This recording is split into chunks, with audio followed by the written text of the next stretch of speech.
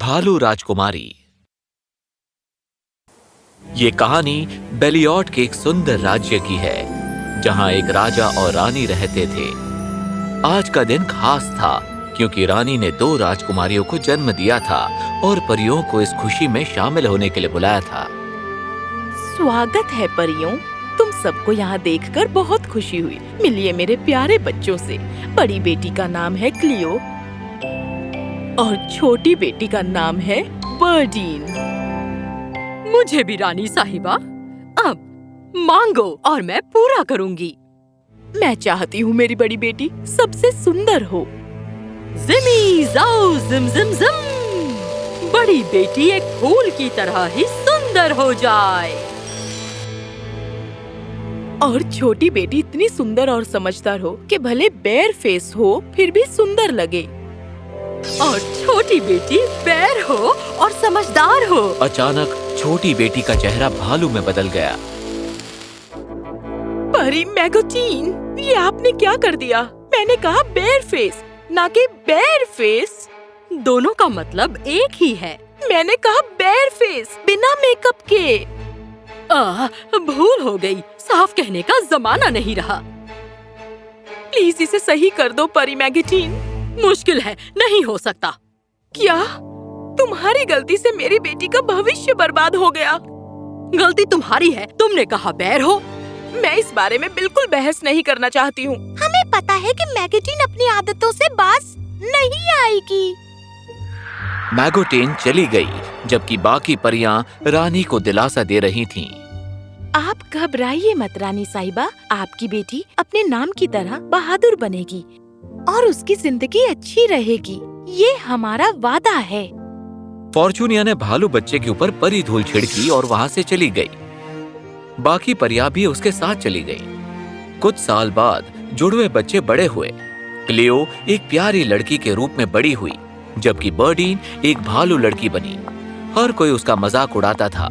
कभी कभी उसे बुरा लगता, लेकिन ज्यादातर वो ध्यान नहीं देती। बर्डीन बहुत चालाक और समझदार थी। उसे किताबें पढ़ने का शौक था।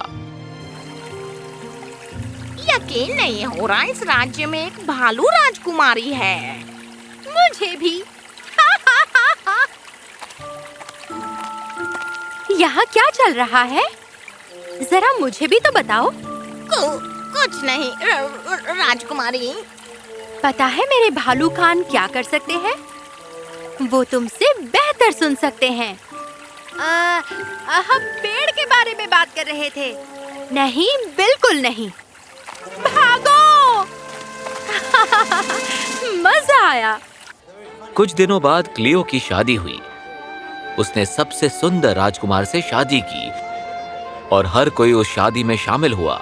सब कुछ ठीक ठाक चल रहा था, तब बर्डीन आई और सभी लोग शांत हो गए। कुछ लोग फुसफुसाकर उसका मजाक उड़ा रहे थे और कुछ वहाँ से चले गए।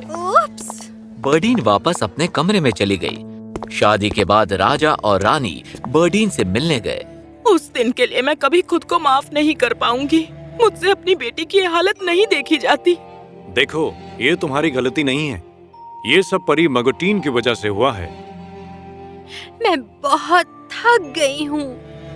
ये जिंदगी इतनी आसान नहीं है। प्लीज बेटा, बताओ हम क्या करें? मैं छुट्टी पर जाना चाहती हूँ। मैं इस राज्य से कहीं दूर जाना चाहती हूँ। तुम कहाँ जाना चाहती हो? सेशेल्स। अरे बेटी, वो तो बहुत दूर है। तुम पास के किसी टापू पर क्यों नहीं जाती? ठीक है, चलेगा, लेकिन मुझे छोड़ने के लिए मत आना। मैं वहाँ कुछ समय तक अकेले रहना चाहती हूँ। बर्डीन राज्य छोड़कर चली गई। रानी ने उसे खाना और जूस पैक करके दिया।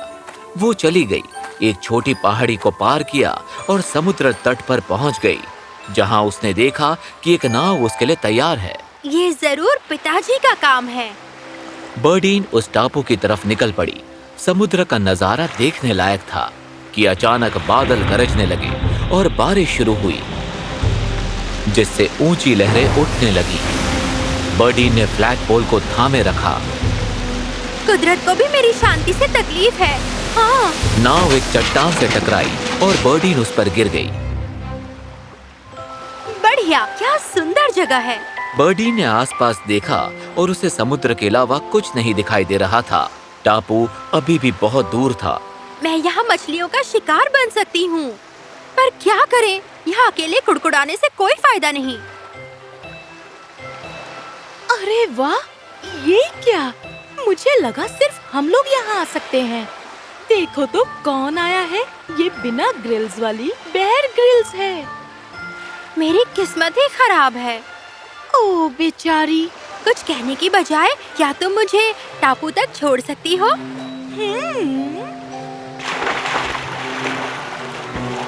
ठीक है, तब तक मैं थोड़ा सो लेती हूँ। बर्डीन सो गई और जब वो उठी तो उसे अपनी आंखों पर विश्वास नहीं हो रहा था। 1 मिनट रुको, मैं कहाँ हूँ? बर्डीन कोई आम चट्टान पर नहीं, बल्कि पैगोडीन्स के टापू पर थी। जो एल्व्स वहां रहते थे वो कीमती पत्थर और क्रिस्टल्स के बने थे। वो अपने काम में व्यस्त थे। बोर्ड नीचे करो बेवकूफ। मुझ पर चिल्लाना बंद करो। बर्डीन उनमें से एक के पास गई। सुनो, मैं कहाँ हूँ? तुम पगोडीन के देश में हो, राजकुमारी। ओ राजकुमारी, सब लोग यहाँ आओ, राजकुमारी नींद से जाग गई है। पैगोडीन्स एक साथ मिलकर बर्डीन को उठाकर ले गए। उन्होंने उसका ख्याल रखा, उसे एक आलीशान कमरा दिया जिसमें बहुत सारी किताबें थीं। उसकी जिंदगी अच्छे से कटी और पैगोड्स के साथ उसकी दोस्ती हो गई। एक बार पैगोड्स ने अपने राजा के बारे में बताया जो काम के सिलसिले में बाहर गए थे। तो क्या वो सुंदर है? हाँ बिल्कुल। फिर तो बात ही नहीं बनेगी। अरे नहीं, पक्का बनेगी। वो तो मुझे जानते तक नहीं है। हाँ जानते हैं, और आप उन्हें प्यारी लगती हैं। कुछ भी कह रहे हो। आखिरकार बर्डीन पैगोडीन के राजा से मिली। वो हैरान रह गई ये देख के कि उसके सामने कोई नहीं था। तो आप अदृश्य हैं? अफसोस, तुम्हारी तरह मगोटीन ने मुझे भी श्राप दे रखा है। मेरी जिंदगी भी कुछ ऐसी ही थी, और आप अच्छे हो। आप जैसे भी हो, मुझे पसंद हो। लेकिन मेरी जान, मैं तुम्हें चेतावनी देना चाहता हूँ कि अगर तुम मेरा असली रूप देख लोगी, मुझे दोबारा प्रायश्चित करना पड़ेगा। नहीं देखूंगी। तो उन दोनों को एक दूसरे से प्यार हो गया और उन्होंने शादी की तैयारियां की। बर्डी ने अपने परिवार वालों को संदेश भेजा, लेकिन उसकी माँ इस फैसले को लेकर बहुत चिंतित थी। तो उसने संदेश का जवाब दिया। मुझे चिंता हो रही है बर्डीन। तुम्हें पता होना चाहिए वो कैसा दिखता है। तुम कहती हो उसका प्यार निस्वार्थ है, लेकिन अगर वो एक राक्षस निकला तो? बर्डीन इसके बारे में सोचने लगी और उसने अपनी माँ की बात मानी। उसने पूरे घर में आईना रखवाया ताकि जब वो वहां से गुजरे तो वो उसे देख सके। वैसे उसे उसी दिन पता चल गया और बर्डीन जोर से चिल्लाई।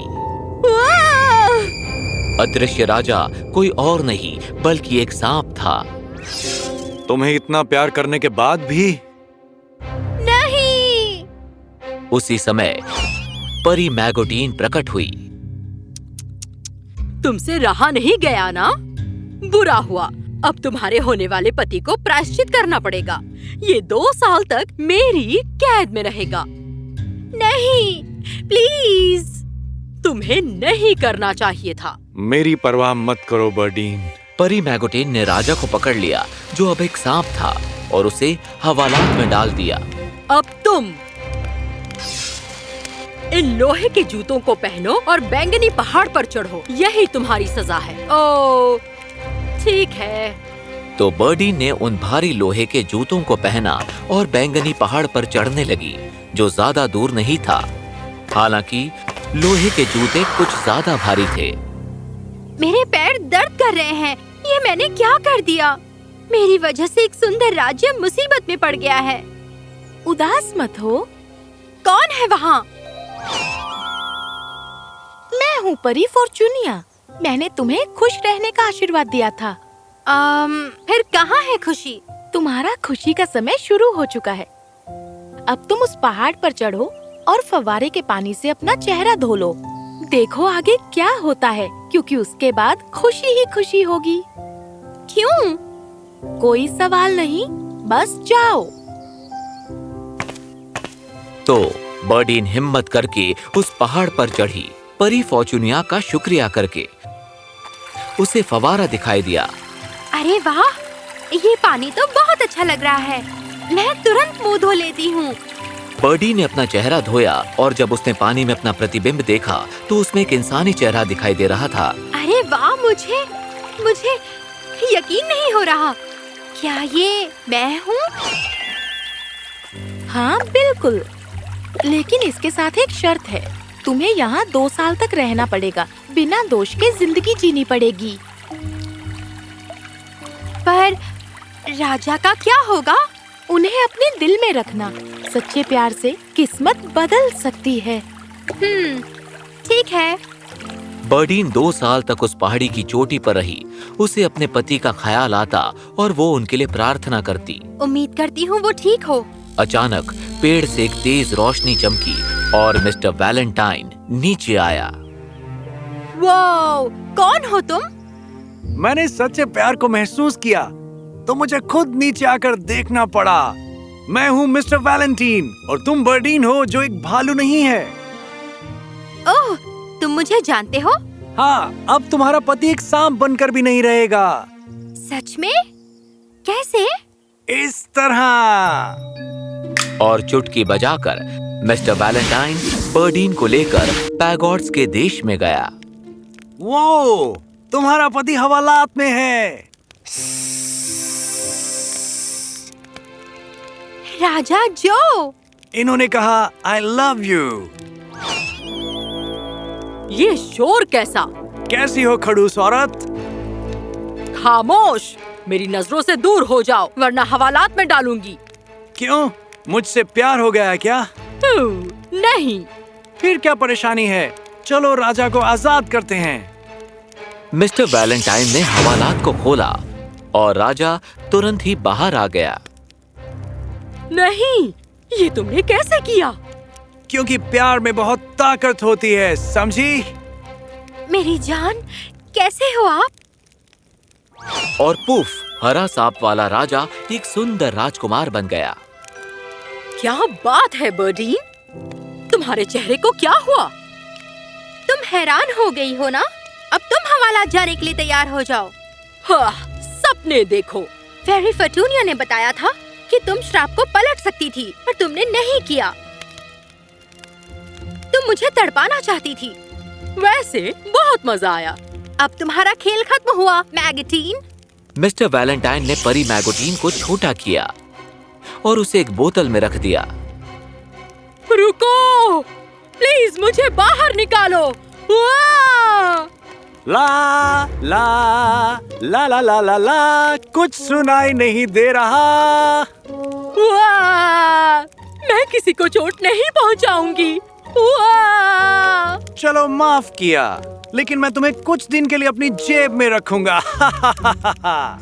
तो इस तरह बर्डीन की छुट्टी खत्म हुई।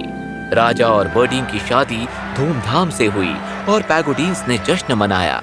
वादा तोड़ने के लिए मैं माफी चाहती हूँ। जो भी हुआ अच्छे के लिए हुआ। बर्डीन राजा को लेकर अपने राज्य गई और लोग उन्हें देखकर हैरान रह गए। रानी साहिबा, आप हमेशा की तरह सुंदर हैं। जब मैं भालू की तरह दिखती थी तब तुम्हारी आंखें कमजोर थी क्या? सब लोग हंसने लगे। राजा जो और रानी बर्डीन वापस पैगोड देश चले गए और वहीं पर हंसी खुशी रहने लगे।